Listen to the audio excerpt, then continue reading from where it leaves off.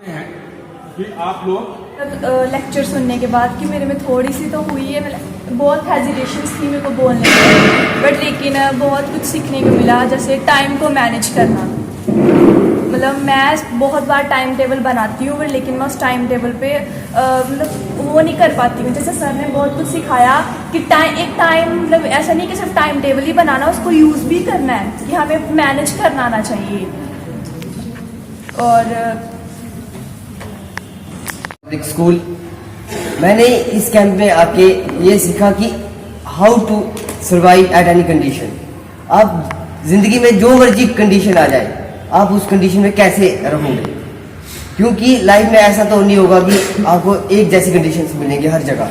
हर situation में आपको अलग अलग सिचुएशन आएंगी। जैसे कोई अगर पढ़ना चाहता है तो उसको अलग कंडीशंस आएंगी, अगर कोई खेलना चाहता है उसको अलग कंडीशंस आएंगी।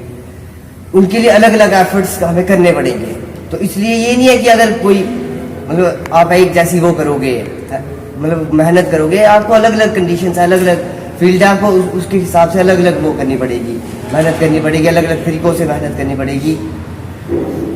और साथ में leadership, how to become a good leader. Leader वो नहीं होती है कि वो सिर्फ जो ऐसे भाषण देते हैं कि हम ये ऐसा वैसा करेंगे या फिर वैसा करेंगे। नॉट वो just like a not a leader. Leader वो होता है असली जो काम करके बताए, पहले काम करे फिर बोले कि मैंने ये काम किया, वो लीडर होता है असली। नॉट ए लीडर वो नहीं है कि अगर कहीं होती है बीच में लीडर ऐसे होते हैं कि सिर्फ भाषण देते हैं कि हम ऐसा करेंगे इलेक्शन से पहले वगैरह, कि हम ऐसा करेंगे इलेक्शन के, मतलब हम आपके लिए वो करेंगे, उसके बाद वो करेंगे। बट जब वो लीडर बन जाते हैं वो ऐसा कुछ नहीं करते हैं, बिकॉज उनको वो भूल जाता है, वो जीत के होते हैं, उनको फिर वैसे हो जाती है, वो नहीं करते हैं वैसे वो काम। तो उसके साथ सामने हमने ये भी सीखा कि आप अपना कैरेक्टर कैसे बिल्ड करें, कैरेक्टर को कैसे बिल्ड करें, उसके लिए मेहनत करें, डेडिकेशन। सबसे पहले अगर आप कोई भी काम कर रहे हैं, आप उस काम को करने के लिए आप में डेडिकेशन होनी चाहिए। अगर आपको उस काम करने में मजा आता है तो आप उस काम को करिए, एक मन से काम करिए। कोई भी काम करो मेहनत से, पूरा उसके फोकस एंड टाइम मैनेजमेंट ये पूरा होना चाहिए। Hard work, dedication, hard work, सब डिसिप्लिन।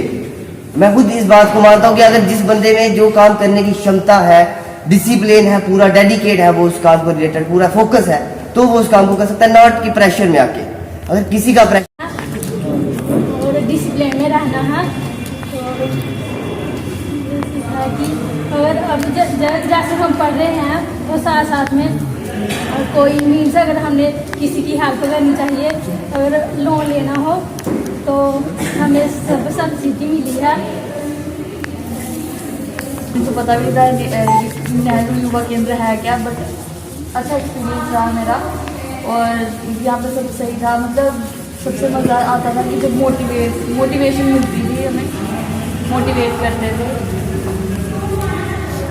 आपने इस कैंप में सेल्फ अपने लिए क्या सीखा, मैं अपने लिए क्या करूँ? सर मतलब ये है कि पढ़ाई के साथ साथ हमें अपने स्किल को भी डेवलप करना चाहिए जो हमारे अंदर है। जैसे हम मतलब अब हमें नहीं पता था कि लोन्स के बारे में क्या क्या है, तो वो लोन्स के बारे में भी हमें पता चलता है कि लोन पे करके हम अपना बिजनेस कैसे डेवलप कर सकते हैं। कैरियर काउंसलिंग के बारे में बताया ये सर डेली का मतलब 1-1.5 घंटे का वो लेक्चर होता ही था। कामयाब हुआ होगा, कम से कम ये तो मैं बताने में, सिर्फ कॉलेज में पढ़ा है, क्लास से घर आ गए हैं, you have wasted the time. College में जाकर आपने किसी सिंपोजियम में पार्टिसिपेट नहीं किया, किसी स्पोर्ट्स में नहीं किया, किसी एनएसएस में नहीं किया, किसी एनसीसी में नहीं किया, तो वो आपकी पढ़ाई इनकम्प्लीट है। लेकिन आप मेहनती नहीं है, आप ईमानदार नहीं है, आप ऑनेस्ट नहीं है, आप में इंसानियत नहीं है, आप क्या किया है। मेन मकसद यही था कि बच्चों के अंदर एक लो जलाई जाए, एक आपको के लिए उत्साहित करे और आप जीवन में सफल हो। ये हमारा उद्देश्य था। साथ ही साथ आपको जो इस समय हालात हैं, सिनेरियो है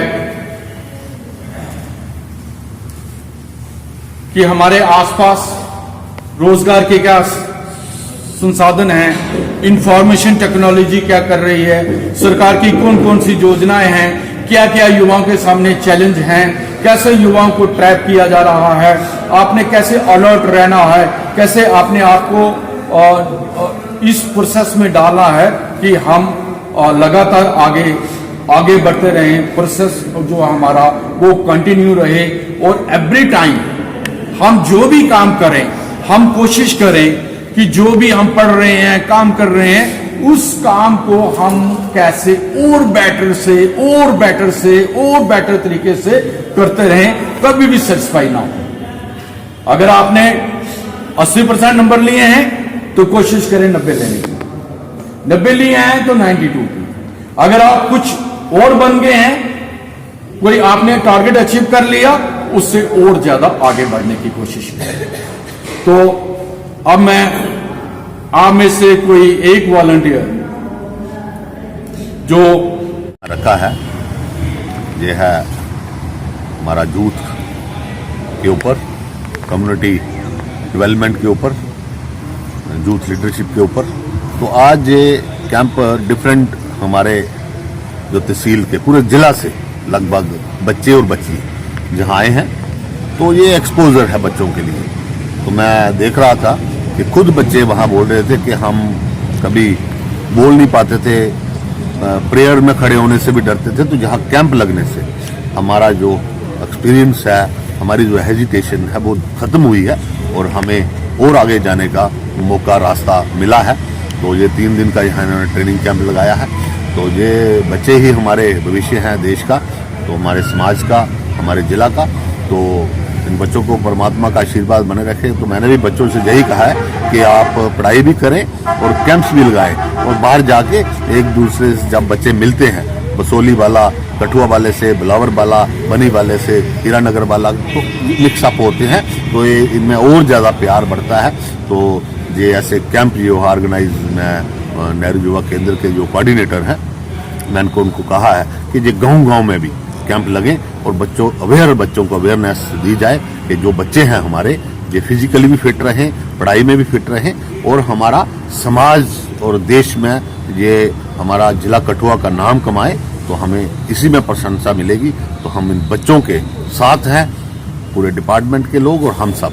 और भारत सरकार का भी बहुत बड़ा रोल है कि भारत सरकार का पूरा फोकस है हमारे यूथ के ऊपर। हमारे बड़े बड़े ग्राउंड्स आपने देखा होगा अभी बनने जा रहे हैं, स्पोर्ट्स के बड़े बड़े जो सामान होता है उनको लिया जा रहा है, और पूरा फोकस है भारत सरकार का, मोदी साहब का, कि बच्चों को आगे लेके आए। हम बच्चे जो हैं ये हमारा दुनिया में नाम कमाएं, क्योंकि बहुत बड़ा देश है। हमारे बच्चे किसी देश से कम टैलेंटेड बच्चे नहीं हैं, ये बहुत ही टैलेंटेड हैं। सिर्फ इनको दिशा देने का हमारा काम है, हम सब मिलकर इनको दिशा दें और ये हमारा नाम रोशन करें। जय हिंद, जय भारत।